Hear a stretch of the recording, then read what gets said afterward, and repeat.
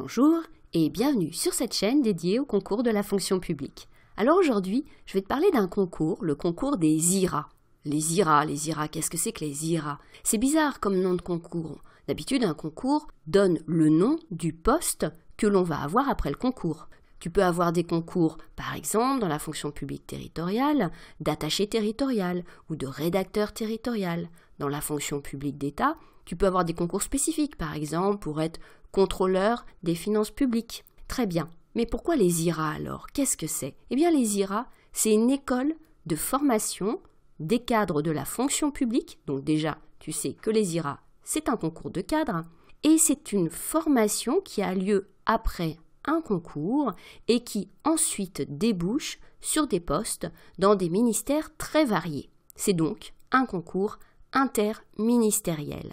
Alors, IRA, qu'est-ce que ça veut dire? Ça veut dire Institut régional d'administration. C'est donc l'école dans laquelle tu vas étudier pendant 6 mois après avoir réussi le concours. Tu as 5 écoles, Lille, Bastia, Nantes, Lyon et Metz. Quand tu t'inscris pour passer ce concours, tu t'inscris en fait dans un IRA que tu vas rejoindre donc après le concours. Alors, quel est l'intérêt de ce concours des IRA? C'est effectivement que c'est un concours qui mène vers un statut de fonctionnaire, bien sûr, mais un statut qui est un cadre d'emploi interministériel. Tu vas donc non seulement avoir une variété de postes en sortie d'IRA, mais également au cours de ta carrière avoir vocation, si tu le souhaites, à changer d'administration. C'est pas parce que ton premier poste sera par exemple à l'Éducation nationale ou au ministère de l'Intérieur que tu vas y faire toute ta carrière. Et du point de vue des postes, c'est des postes très variés. C'est difficile de décrire justement la variété des postes que tu peux trouver en sortie. On l'a dit, c'est des postes de cadre, mais au-delà de ça, qu'est-ce qu'on fait après l'IRA? Eh bien, par exemple, on peut être gestionnaire en collège ou en lycée, on peut être en administration déconcentrée en préfecture dans un service qui va s'occuper, par exemple, des permis de conduire ou autre. Et puis, on va avoir des postes en administration centrale, donc dans les ministères. Alors pourquoi est-ce qu'on n'a pas appelé tout simplement ce concours d'attaché d'administration de l'État? Eh bien, parce que le concours ne mène pas qu'à ce poste d'attaché d'administration de l'État.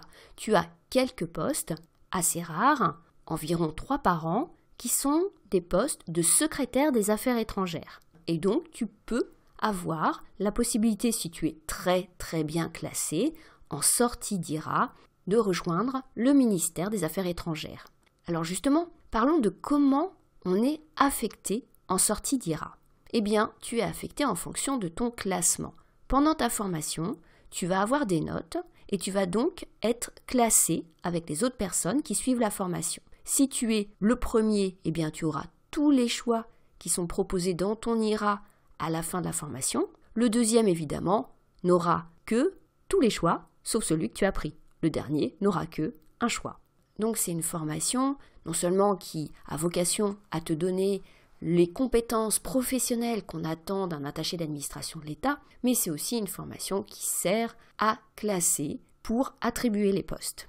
Alors on a parlé tout à l'heure des quelques postes qui sont aux affaires étrangères, on peut aussi citer les postes, là aussi il n'y en a pas beaucoup mais quand même un petit peu plus, qui sont à la Caisse des dépôts et consignations. Là aussi des postes très intéressants. Et maintenant que tu sais ce que c'est qu'un IRA, eh bien on va parler de la façon dont on peut se préparer pour passer le concours. C'est un concours qui a lieu tous les 6 mois. Une première session en mars et une deuxième session en octobre. Les épreuves du concours ont fait l'objet d'une réforme en 2020. Tu as maintenant un QCM et une épreuve de notes sur dossier qui se veut très professionnelle qu'on appelle un cas pratique.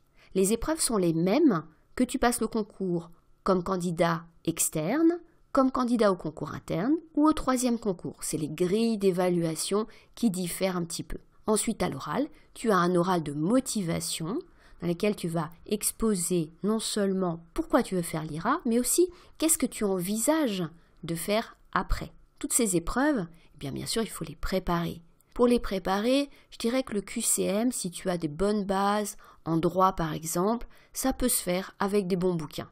Ça sera un petit peu plus compliqué si tu n'as jamais fait de droit, et dans ce cas-là, tu peux par exemple t'inscrire en 3e année de licence d'administration publique ou, si tu as déjà une licence, en master. Pour passer le concours, la licence suffit. Ça ne veut pas dire que tous les candidats ont seulement une licence. Évidemment, on a beaucoup de candidats qui ont aussi un master. Alors, se préparer tout seul, c'est envisageable pour le QCM, c'est un peu plus compliqué pour le cas pratique.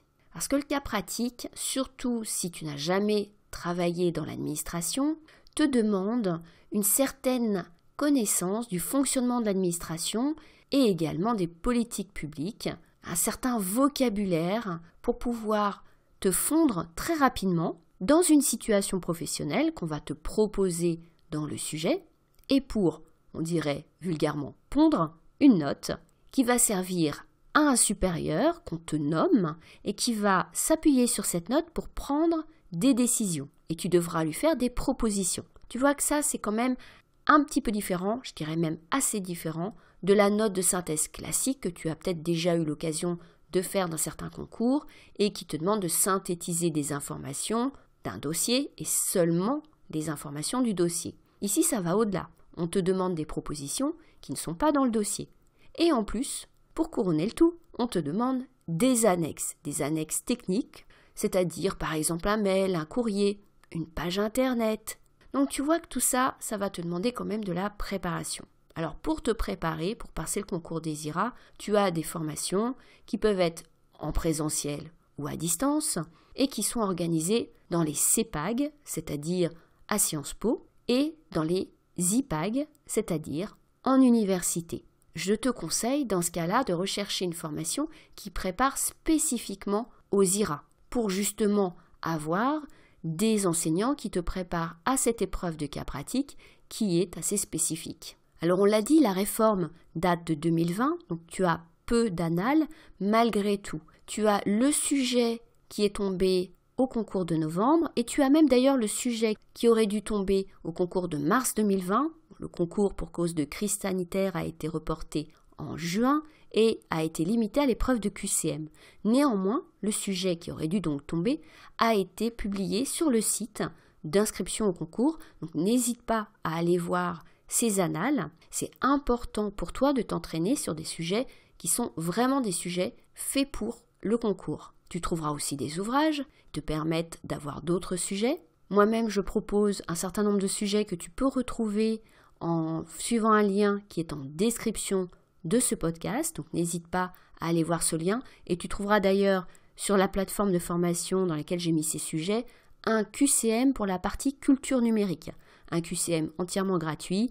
Donc n'hésite pas à chercher en description de ce podcast le lien vers cette plateforme. Et puis tu trouveras sur cette chaîne une playlist dans laquelle j'ai regroupé les podcasts qui portent sur la méthodologie du cas pratique. J'espère que toutes ces informations t'ont donné envie de passer le concours des IRA. Tu peux également, si tu veux plus d'informations, rejoindre un espace de partage sur Slack. Là aussi, tu trouveras le lien en description du podcast. Et sur cet espace de partage, tu pourras dialoguer avec des personnes qui passent les épreuves du concours des IRA ou d'autres concours de la fonction publique. Là aussi, c'est entièrement gratuit. Je te mets là sur ton écran un petit tuto pour te montrer comment t'enregistrer sur ce Slack, mais c'est très simple. Donc n'hésite pas à rejoindre ce Slack. Et puis, si ce podcast t'a intéressé, n'oublie pas de le liker, de le partager, de le commenter si tu le souhaites, de t'abonner à la chaîne si tu veux être au courant des prochains podcasts. Et il me reste à te souhaiter bonne chance pour les concours que tu prépares. À bientôt sur YouTube et à bientôt sur Slack.